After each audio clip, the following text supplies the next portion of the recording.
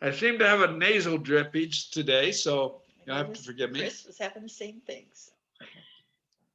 So anyway, that started with watching that stupid story about the dog. Boy, I love that dog. Anyway, we are going to be, as soon as he can bring it up. There it is. It's here. It's up. It's been up. I see it. Bethany's got to move all these pictures out of the way so I can actually see it. Okay. Now, we talked about the fact last week that those are his. If they really believe you belong to God, then you are part of Abraham's seed. And if you're a part of Abraham's seed, you must accept this statement that he made to his seed through all generations. This is my requirement. And we were talking about circumcision. Now he sets out when a child should be circumcised here. He who is 8 days old among you shall be circumcised. From my medical background, I know that's when the blood begins to clot on its own. When you're going to cut. Before that, a baby can bleed to death with ease. Well, nowadays they give a shot to the children, and that to cause the blood to clot on the 3rd day. And that's when they're circumcised in the hospital. I'd rather prefer, medically speaking, the 8th day because that's natural versus getting shots all the time. So every male child in your generations, and that means throughout all time, he who is born in your house or bought with money from any foreigner who is not your descendant also must be, circumcised. Okay? So he set out a timeline. And we do it because of health reasons too. Now bring up verse 13 if you can, Daniel. Bethany. He who is born in your house and he who is bought with your money must be circumcised, and my covenant shall be in your flesh for an everlasting covenant. In an everlasting covenant. That means everlasting, let's see, that's olam, forever, eternal, until the end of time. Yeah, this is just it. This is a requirement. We all must look at Israel as the promised land. The land that God has said, out of this world, I take this land to where I'm going to reign. Out of this world, I'm going to bring those that love him, love me here in the last days for protection. It will be in the Negev. Okay? So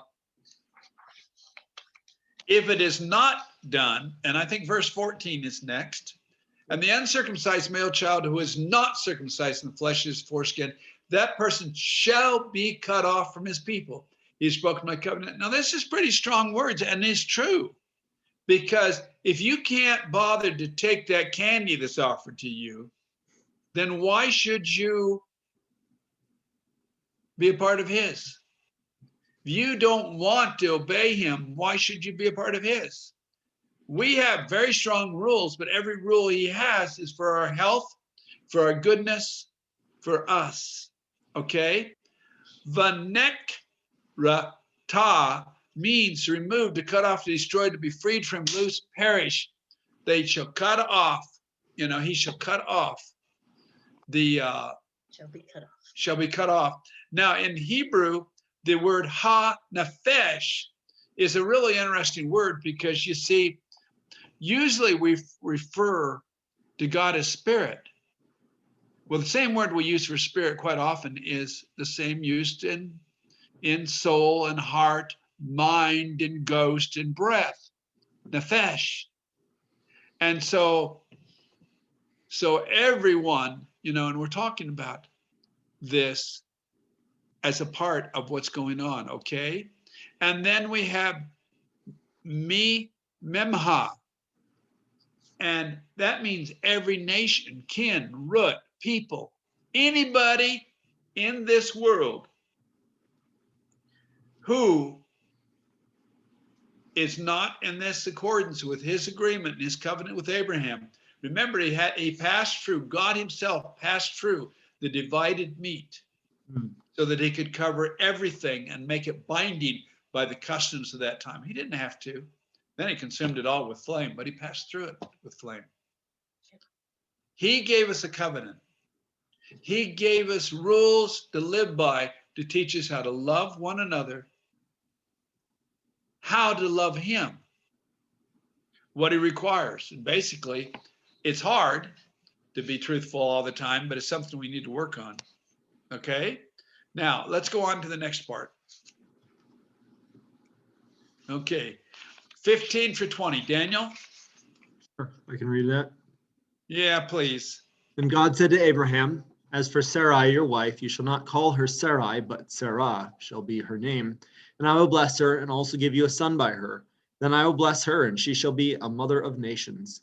Kings of peoples shall be from her. And Abraham fell on his face and laughed and said in his heart, shall a child be born to a man who is 100 years old? Shall Sarah, who is 99 years old, bear a child? And Abraham said to Yah, oh, that Ishmael might live before you. And Yah said, no, Sarah, your wife, shall bear you a son, and you shall call his name Isaac. I will establish my covenant with him for an everlasting covenant, and with his descendants after him. And as for Ishmael, I have heard you. Behold, I have blessed him, and will make him fruitful and will multiply him exceedingly. He'll beget 12 princes, and I will make him a great nation. One thing I need to go back to on the word, yes, but would you be patient for a moment, Beth? Of course. On the word cut off. See, if we have in our lifetime, we have a choice. We have a choice either to follow God or not follow God. He gave us certain stipulations. And so these stipulations, no matter what age, and for Abraham, he's quite old. And he wasn't circumcised. We're going to get to that. But God has made it very clear that if we do not do what he asked in this area, we'll be cut off. He forgives even murderers, but he made certain covenant conditions for us to be a part of his family. Now, we're going to go ahead and read the last 7 verses. Bring up the next slide, Daniel. You want me to read it, or? Go ahead. Okay. But my covenant I will establish with Isaac, whom Sarah shall bear to you at this set time next year. Then he finished talking with him, and Yah went up from Abraham. So Abraham took Ishmael his son, all who were born in his house, and all who were bought with his money, every male among the men of Abraham's house, and circumcised the flesh of their foreskins that very same day, as Yah had said to him. Abraham was 99 years old when he was circumcised in the flesh of his foreskin, and Ishmael his son was 13 years old when he was circumcised in the flesh of his foreskin. That very same day, Abraham was circumcised in his son Ishmael, and all the men of his house, born in the house or bought with money from a foreigner, were circumcised with him. And this is where the Muslims get the fact that they circumcise on the 13th year. Oh my. Yes. Now, you know how many days it takes to recover from this? They said the first day, it's a lot of pain and you don't even want to move. Yeah. The second day, these days have drugs, of course, to take care of the pain. The second day, you are willing to move a little bit, but not much. 3 full days at least. Yeah. That's how painful it can be on this. Isn't there? And, sorry. what was that again? I was going to say, isn't there a story where they convinced their enemies to get circumcised and then attacked them on the second day? Yep. Yeah, that's the sons of Abraham do that. Yes. Yes, they did. Jacob's sons. Jacob's sons. Sorry, not Jacob. Abraham. Jacob's It's about because of their sister Yes, Dinah. who was raped. That's right. Yeah, Simeon was one of the brothers that went out and they killed the people because they couldn't move. sons. They're in agony. Yes, that's right. Now, what I wanted to go back to is back to Sarai. Okay, Sarai was called Sarai. In the Jewish tradition, and you find this in Proverbs, it describes it, is a child is known by their characteristic, and that's how they name them. Okay, Sarai was dominating. She was a haughty, strong-minded, vicious woman. We know that because remember, Hagar ran almost back to Egypt, about 50 miles to get away from her. pregnant with Ishmael. Okay? Because Sarai abused her so bad. But many years have passed. And God says, now she shall no longer be called Sarai. And this is what I think is interesting about Hebrew. When you change sometimes just a few consonants and letters, you end up with a total different meaning. Sarah, and I think we have a slide with Sarah on it. Yes, no, Just click. right there. Sarah, instead of being dominated, dominating, so on, became a mistress, a female noble, a lady, a princess, a queen. She had become humble. She had now reached a stage where she could be a ruler of her family, a matriarch. Instead of dominating, being an actual ruler. That's right. There are rulers in history that have been like Sarai. And let's put it this way, they go down real bad in history. But she had reached that stage. And that's what we all have to realize is, even though I get mad at God, I have no right. I need to realize I don't even have the right to teach. He's given me great gifts, but I don't have the right. He takes and he gives. He holds the universe in his hand. What am I but an insufficient or I can't even think of the word, negligible. Can you say it, Bethany? Negligible. Yeah, piece of dust. Jacob calls himself a worm. Yes, but yet he humbles himself. God himself humbles himself to come down to our level and relate with us. Why? Because he is love. That is the thing that I still, in all the years, because of my upbringing, have had a hard time grasping, is that I can actually be loved. It's a hard thing, Chris. It's a hard thing, Trevor. It's a hard thing, Daniel, Megan, to be hated so much, to never be hugged or anything else, and suddenly find out that you can be loved. It's hard understanding that, okay? So we see what's going on. In verse 16, God says, and I will bless her and give you a son by her, and then I will bless her and she shall be a mother of nations. Meaning there's gonna be a lot of people come from Isaac, laughter. By the way, it was Abraham's laughter, not Sarai's or Sarah, that caused Isaac to be named. It was Adam's sin, not the sin of Hava, or as they call in the English Bible, Eve, which makes no sense to me, why they changed it that much. But she, the mother of life, did not do the sin. She was deceived. And sadly say, Adam helped her. Abraham's the one that laughed first. Okay? Okay. Now, nations, right? And he laughs. And most people don't realize is Abraham, after all this time of believing God, now questions God. He questions God. He says, God, up to now, whatever God said, he says, I believe you. I know you're going to bring it to pass. Now he questions God. Now he doubts God. Now he says to God, I don't believe you. That's what's going on when Abraham says to God, oh, that Ishmael might live before you. He's giving God, he thinks, an out because he does not think God can do what he said. Well, Because Abraham's old and Sarah's old. Go ahead, Megan. I feel like Abraham's journey with God has had him putting God in larger and larger boxes. Yep.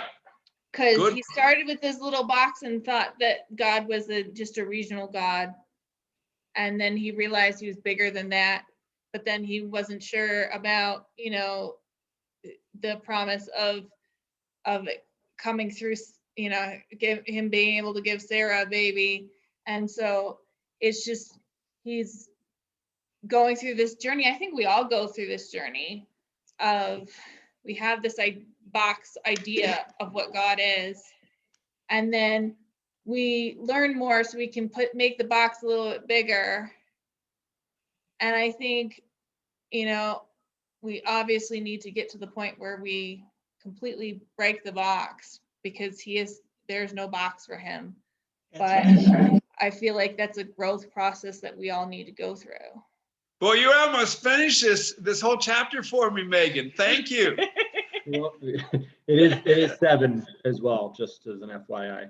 Yeah, it's 7:00. Yeah, I know that. I want to just round it out a little bit, Yep, that's and fine. then I'm going to end it. So I hope you don't mind, Chris. And that what happens is, in his rejection of God's ability and his questioning God, go ahead and move some scriptures here, departs. Go on, one more. More? Went up from Abraham. Went up from Abraham, verse 22. Oh, sorry. Okay. Okay, now you think about this. God's breath is in you. But suddenly God goes up. The Hebrew on that, which is there, ascend, leave, rise up, cut off. Abraham suddenly felt that presence that he'd taken for granted removed. Yeshua, when he was on that tree, suddenly didn't feel God. It's not that God left, because he gave his spirit to God, but it's that he didn't feel him. God walked away for a moment because Abraham's lack of belief. Okay? So what Abraham does after this, and the rest of the verses we won't bring up, is he turns around and he goes out in quick obedience. Not because he believed God to start with, but because he didn't like that absence of that feeling. We don't have God going up from him. Do you understand what I'm saying? Anywhere else. This word, vayel, is not used for God leaving Samuel, Moses. Do you understand what I'm saying? Abraham, Noah, it's not used. This is a traumatic effect, like ripping an arm off of you. And Abraham's response was, oh my God. And he went out and got circumcised and circumcised his whole household and then some, and obeyed God. And the next chapter, we're going to find out, because he did that, well, he gets even higher honors from God. So we are done, and we're going to have look at prayer. And the prayer is not going to be recorded because these are private prayers. We've decided not to do that anymore.